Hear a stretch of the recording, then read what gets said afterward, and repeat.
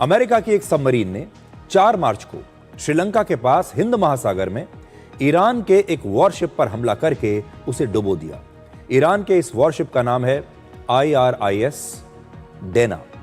इस वॉरशिप पर लगभग 180 लोग सवार थे और हमले के बाद श्रीलंका की नौसेना ने 32 घायल ईरान के नौसैनिकों का रेस्क्यू करके उन्हें अस्पताल में भर्ती किया है। उनका इलाज चल रहा है और ईरान के जो बाकी नौसैनिक हैं या तो वो मारे जा चुके हैं या फिर वो लापता हैं। और पिछले 24 घंटों से इस हमले की पूरी दुनिया में बहुत चर्चा हो रही है, हमारे देश में भी बहुत चर्चा हो रही है। अब से थोड़ी देर पहले भारत की नौसेना ने कहा है कि 4 मार्च की सुबह भारतीय नौसेना को भी ईरान के इस युद्धपोत का एक इमरजेंसी संदेश मिला था और भारत की नौसेना ने इस युद्धपोत के रेस्क्यू ऑपरेशन में मदद भी की और इस समय भी श्रीलंका की नौसेना के साथ मिलकर लापता ईरान के नौसैनिकों की तलाश चल रही है।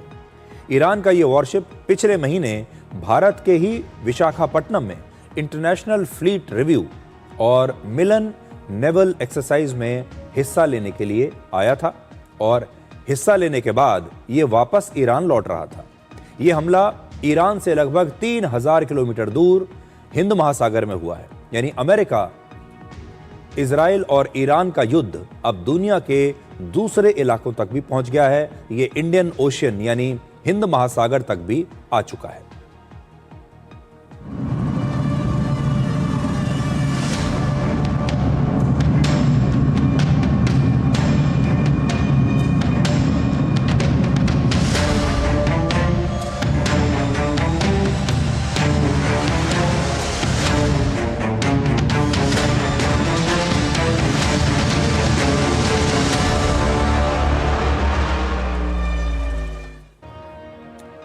दूसरे विश्व युद्ध के बाद पहली बार अमेरिका की किसी पनडुब्बी ने टॉर्पेडो का इस्तेमाल करके, टॉर्पेडो से हमला करके दुश्मन के किसी वॉरशिप को डुबोया है।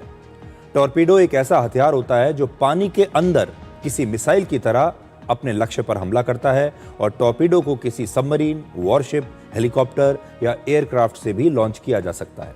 इसका पता लगाना अक्सर बहुत मुश्किल होता है और टॉर्पेडो का एक हमला भी किसी बड़े वॉरशिप या सबमरीन को डुबो सकता है। अमेरिका के रक्षा मंत्री पीट हेग्सेथ ने इस हमले को एक क्वाइट डेथ बताया है, यानी बिना किसी चेतावनी के हमला हुआ और अचानक से मौत सामने आकर खड़ी हो गई। Yesterday in the Indian Ocean, and we'll play it on the screen there, an American submarine sunk an Iranian warship that thought it was safe in international waters. Instead, it was sunk by a torpedo. Quiet death. The first sinking of an enemy ship by a torpedo since World War II. Like in that war, back when we were still the War Department, we are fighting to win. Iran के विदेश मंत्री Abbas Araghchi ने कहा है कि अंतर्राष्ट्रीय इलाके में बिना किसी चेतावनी के इस वॉरशिप को निशाना बनाया गया और अमेरिका को इसकी भारी कीमत चुकानी पड़ेगी। ईरान के इस वॉरशिप पर हमला इंडियन ओशन यानी हिंद महासागर में हुआ है, इसलिए भारत में इस पर बड़ी पॉलिटिक्स हो रही है। भारत में विपक्षी नेता कह रहे हैं कि इस हमले पर भारत की चुप्पी ठीक नहीं है और वो भारत से इस हमले के बारे में जवाब मांग रहे हैं। हालांकि सिर्फ इंडियन ओशन नाम होने से ये भारत का इलाका या भारत की संपत्ति नहीं बन जाता। तो बड़ी बात तो ये है कि ये इंडियन ओशन जो है, इंडियन ओशन का मतलब ये नहीं है कि ये भारत का ओशन है, ये महासागर भारत का है। इसका नाम है हिंद महासागर। इंडियन ओशन भारत सहित 39 देशों को छूता है और ये ऑस्ट्रेलिया तक आता है। आप मानचित्र पर देखिए ये कितने बड़े इलाके में फैला हुआ है। इंडियन ओशन दुनिया का दूसरा सबसे बड़ा महासागर है और पहले नंबर पर है पैसिफिक ओशन।